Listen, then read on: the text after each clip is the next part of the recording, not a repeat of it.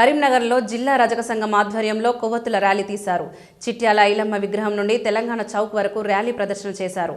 ఈ సందర్భంగా ఆ సంఘం నేతలు మాట్లాడుతూ నాగర్ కర్నూలు జిల్లా తాండూరు మండలం పరిధిలోని కుమ్మరి గ్రామంలో రజకులపై జరిగిన అన్యాయానికి నిరసనగా కలెక్టరేట్ ముందు తెలంగాణ ప్రభుత్వ దిష్టిబొమ్మను దహనం చేశారు.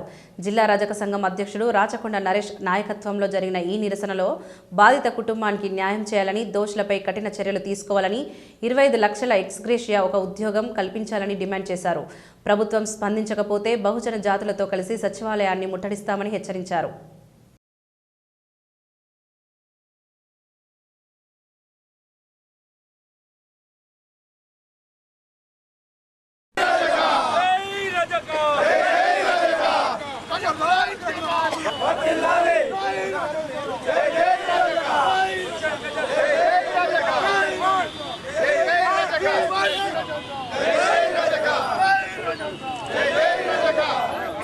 ఈరోజు మా కరీంనగర్ రజక సంఘం ఆధ్వర్యంలో మా చిట్యాల ఐలమ్మ విగ్రహం దగ్గర నుంచి భారీ సంఖ్యలో బీసీ నాయకులు మరియు మా నూతనంగా ఎన్నుకోబడిన మా రజక ముద్దుబిడ్డ కల్వ మల్లేశన్న గారి ఆధ్వర్యంలో మరియు కార్పొరేటర్ గారి ఆధ్వర్యంలో వివిధ మా కుల సంఘ పెద్దలు అందరూ ఇక్కడికి కరీంనగర్ నుంచి వచ్చిన మా కుల సంఘాల పెద్దల ఆధ్వర్యంలో ఈరోజు భారీ ఎత్తున మా నాగర్ కర్నూలులో జరిగినటువంటి సంఘటన, మా చిన్నారి రజక ముద్దుబిడ్డ చనిపోవడం జరిగింది.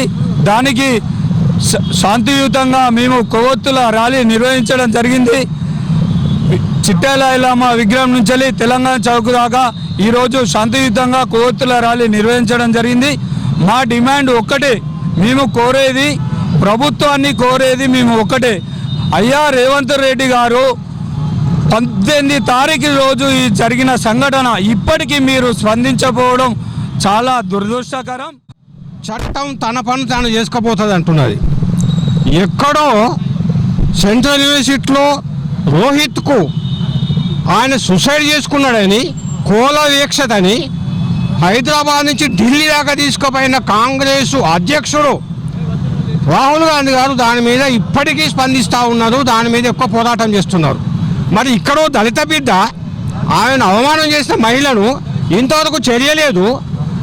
మినిస్టర్ గారు అక్కడున్న ఎమ్మెల్యే చట్టం తన పనితీరుని తీసుకుపోతా అంటాను. అంటే రాహుల్ గాంధీ చెప్తే ఒక న్యాయం, మాకు ఒక న్యాయమా?